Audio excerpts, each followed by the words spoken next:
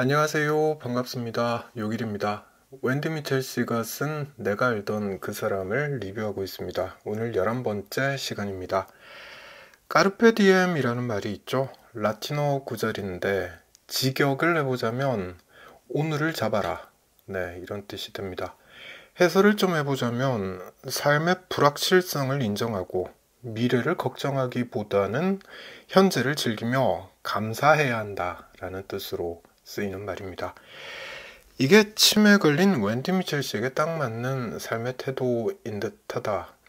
네, 그런 생각을 해봤습니다. 오늘은 이야기를 좀 해보겠습니다.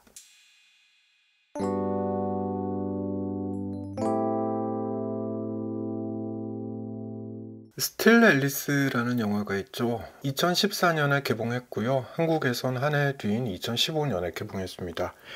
주인공이 앨리스고요. 줄리엔 무어 배우가 연기한 캐릭터죠. 앨리스는 언어학 교수고요. 세 남매 엄마입니다. 행복한 결혼 생활을 하고 있었는데 그런데 치매에 걸렸다는 사실을 알게 되죠. 알츠하이머병에 걸렸다는 사실을 알게 되고 네, 이렇게 시작되는 스토리죠. 꽤 많이 봤던 영화입니다. 평가도 좋았죠. 87회 아카데미 시상식 그리고 골든글로브 시상식에서 여우주연상을 수상했던 작품입니다. 이 영화의 주인공, 그러니까 줄리엔 무어 씨를 웬디 미첼 씨가 직접 만날 기회가 있었더라고요. 이 책에서 그 이야기를 하고 있습니다. 런던에서 시사회가 열렸을 때인데 여기 미첼 씨가 초대받았던 거예요. 계기가 있었어요. 미첼 씨가 알츠하이머 협회를 대표해서 이 영화를 리뷰할 기회가 있었다고 합니다. 치매 환자 연기를 치매 환자가 평가했던 셈이죠. 이게 계기가 돼서 시사회에 미첼 씨가 초대를 받았다. 네, 이렇게 보면 될 것 같고요. 이날 본행사와 별도로 줄리엔 무어 배우와 미첼 씨 등이 모여 앉아서 이야기 나눌 기회가 있었습니다. 여기서 먼저 상상할 수 있는 수준의 이야기가 오갔습니다. 예를 들자면 줄리엔 무어 배우가 제 연기가 어떻던가요? 네, 이렇게 물어보면 미첼 씨가 좋았습니다. 특히 눈빛 연기가 압권이었어요. 정말 치매 환자의 눈빛 그 자체였어요. 네, 이런 식의 이야기를 하게 되는 거죠. 그러다가 제 관심을 확 끄는 대화가 오가게 됩니다. 줄리엔 무어 배우가 미첼 씨에게 이렇게 질문합니다. 어떻게 살아가세요? 이게 질문이에요. 무척 짧은 질문이죠. 무척 단순해 보이는 질문입니다. 근데 이 질문은 미첼 씨의 건강 상태 등을 묻고 있는 게 아니죠. 실제로는 미첼 씨의 삶, 정신적, 신체적 어려움, 그리고 사회적 고립감까지 포괄하는 아주 포괄적인 질문입니다. 그렇잖아요? 이걸 미첼 씨도 알고 있습니다. 이렇게 대답합니다. 순간을 위해서 살아요. 이제는 계획을 세우지 않아요. 다가오는 하루하루를 그냥 즐깁니다. 네, 무척 현답이라는 거 알 수 있고요. 좀 구체적으로 이야기해보자면 이렇습니다. 제일 먼저 눈에 띄는 문장은 계획을 세우지 않는다라는 거죠. 이해가 되는 대목이죠. 앞날이 어찌 될지 모르니까. 네, 그런 거예요. 그럼 뭘 하느냐? 순간을 위해서 산다라고 말을 하고 있죠. 하루하루를 사는 거예요. 근데 그냥 살지 않습니다. 열심히 산다고 말하죠. 즐기려고 노력한다라고 말을 하고 있습니다. 처음엔 이 말을 듣고 참 안타깝더라고요. 아, 치매 환자의 마음가짐이 이러한 거구나. 네, 그 생각이 들어서 안타까웠습니다. 근데 좀 더 생각해 보니까 이게 치매 환자에게만 해당되는 말인가? 이 생각을 하게 됐던 것 같습니다. 앞서 까르페 디엠을 언급했습니다. 까르페 디엠은 메멘토 모리와 더불어서 제가 제일 좋아하는 라틴어 구절인데요. 까르페 디엠이 오늘을 즐겨라 라는 뜻이라고 말씀드렸잖아요. 이게 좀 배짱이 말투죠. 개미와 배짱이에서 배짱이가 할 만한 말이라고 생각을 하게 됩니다. 그래서 좀 해석을 달리 해보자면 매 순간을 소중히 생각하라. 네, 이렇게도 해석할 수 있습니다.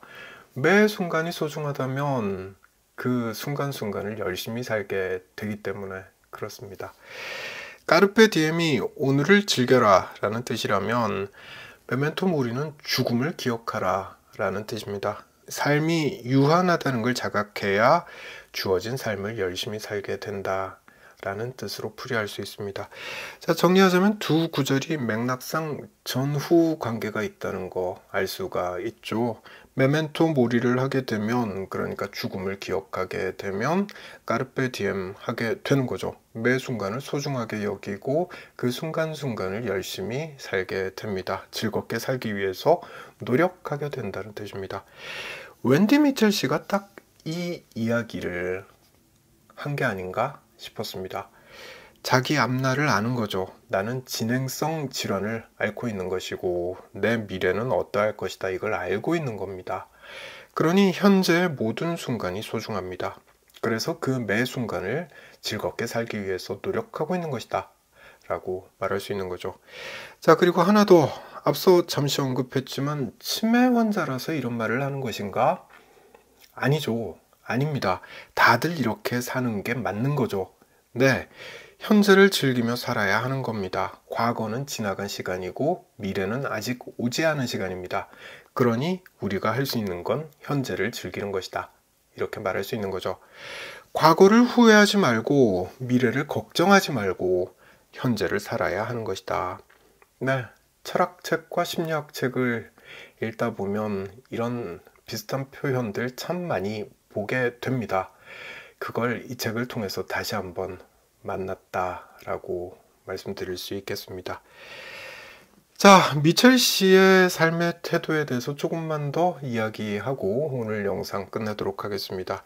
치매 걸린 이후에 삶이 참 많이 달라졌죠. 미첼 씨는 삶의 태도가 달라졌다 이렇게 말하는 게 더 정확할 것 같은데, 원래는 무척 내성적이었다고 스스로를 평가하고 있습니다. 근데 치매 진단 이후에 매사에 적극적으로 바뀌었다라고 이야기하거든요. 예를 들면 이런 거예요. 알츠하이머 협회에서, 영국의 알츠하이머 협회에서 이런 거 한번 해보실래요? 라고 이메일을 보내면 즉각적으로 답장을 보냅니다. 네, 할게요. 다른 일도 있으면 소개해 주세요. 이런 식인 거예요. 이런 일이 있었어요. 어떤 영화 감독이 치매 환자의 일상을 찍고 싶어 한다. 혹시 이 영화에 참여해 볼 생각이 있느냐? 네, 이런 이메일을 알츠하이머 협회에서 미첼 씨에게 보내면 즉각 네, 하겠습니다 라고 보내는 거죠. 그러고 나서 감독과 만나서 카메라를 어떻게 작동하는지를 배우고 혼자서 셀카를 찍는 겁니다. 혼자서 나 홀로 산다 스타일의 비디오를 찍어서 감독에게 보내주는 거죠. 이런 식으로 매사에 적극적으로 살고 있습니다. 그렇다 보니 미첼 씨는 이렇게 이야기하고 있습니다. 직장에 다닐 때보다 다른 방식으로 더 바쁘고 더 다양하고 도전적으로 지낸다. 네, 심지어는 이렇게 이야기합니다. 치매가 선물도 준다.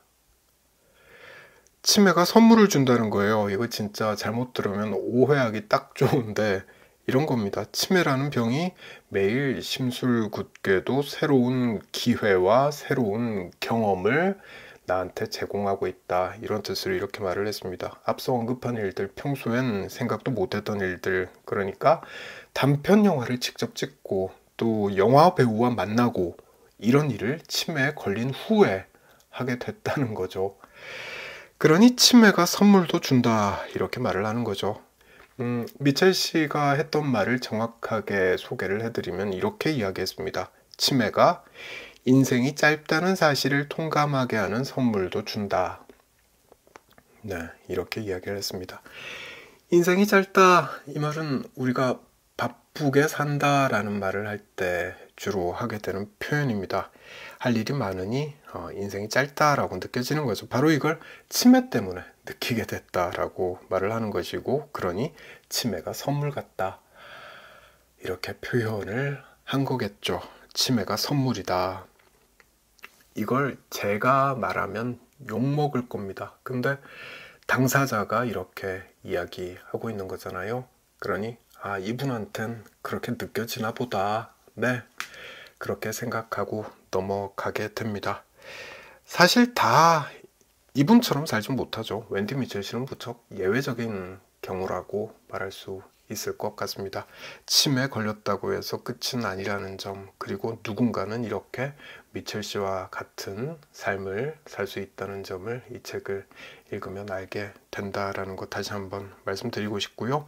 물론 늘 강조하는 이야기지만 예전 영상에서도 말을 했지만 미첼 씨는 치매를 초기에 진단받았기 때문에 자기 관리를 할 수 있어서 이렇게 바쁘게 살 수 있는 것이고, 또 치매가 심지어는 선물처럼 느껴진다라는 말도 하고 있는 게 아닌가 싶습니다.